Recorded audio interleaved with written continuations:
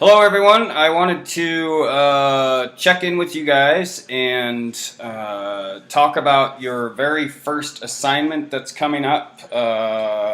That's a big one, worth 100 points, and then you have a few following that are also worth 100 points. And these are your memos that you read the description and then you write your memo.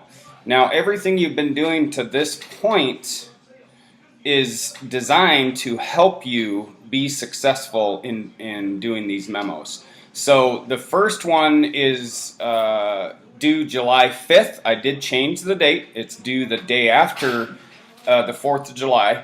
My hope is that you've already looked at this and you're not going to wait until July 5th to try to do this. That's July 2nd. You have 3 days, full days, to look at this and get going. So what I'm going to do for you right now is just briefly cover some of the information and kind of walk you through the process.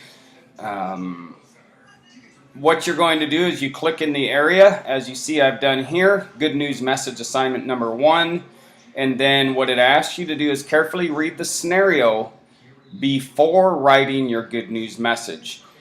Also important is you need to make a letterhead for your company before submitting this assignment. So it's your company, it's whatever you want to make, but you should have a letterhead at the top of your memo, and then your memo should start. So this one here, again, this is the actual first one that you do. I'm just walking through this particular one to show you what you're going to be looking at.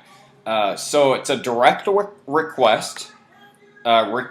Raising puppies to become guide dogs. You read the scenario, and you're an assistant in the community involvement program of your corporation, and you've been given an unusual task.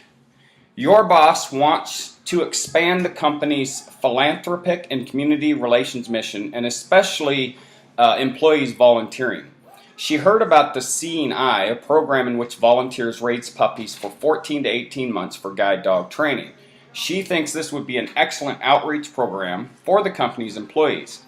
They could give back to the community in their role as puppy raisers. To pursue the idea, here's your job. She asks you to request information about the program and ask questions about whether a company could sponsor a program encouraging employees to act as volunteers. She hasn't thought it through very carefully and relies on you to raise logical questions, especially about the cost for volunteers. So your task, write a direct request letter to Susanna Odell at the Seeing Eye, and it gives you address, and then it also tells you use a block style format.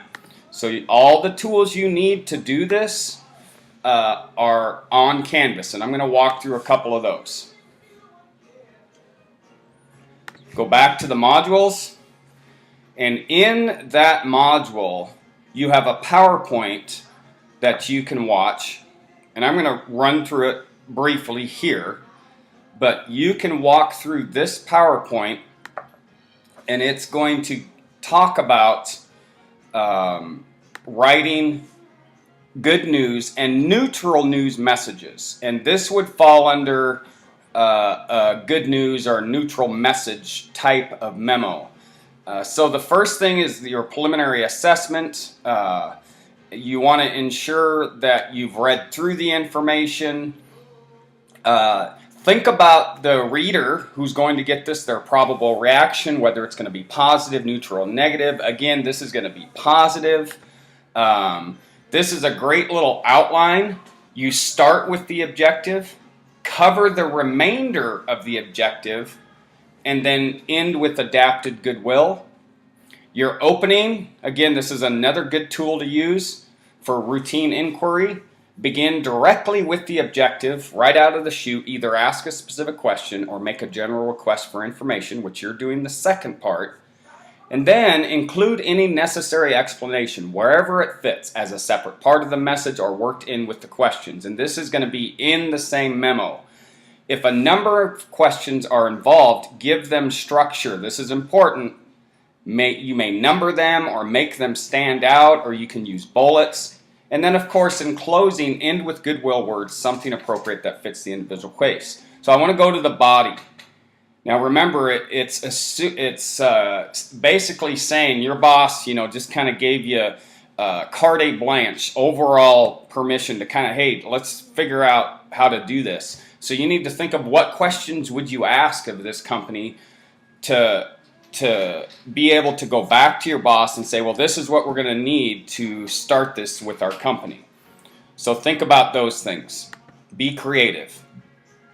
So a bad example, you can read through this. This is not what we want. I'm not going to focus on it, but this is a good bad example. Here's a good example. I like focusing on the positive.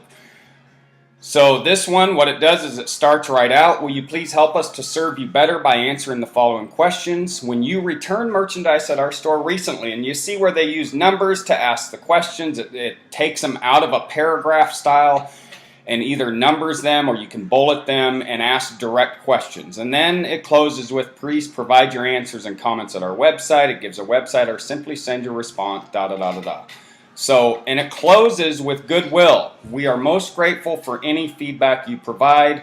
You want to ensure that you close with goodwill. Here's an email style, same thing. You want to use the same format that it showed at the beginning.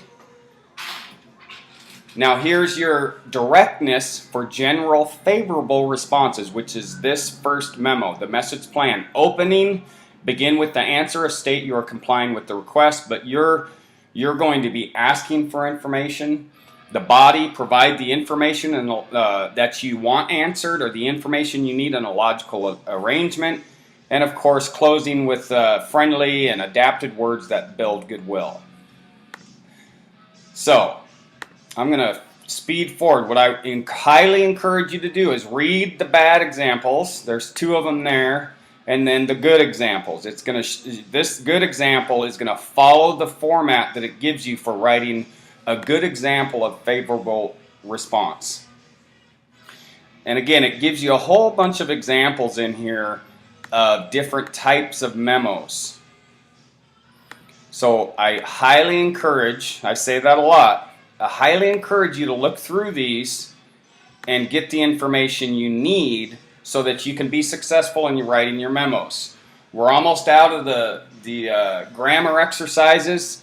By doing those, I shouldn't see a lot of grammar and spelling errors. These should be professionally written memos in the correct style, in the correct format.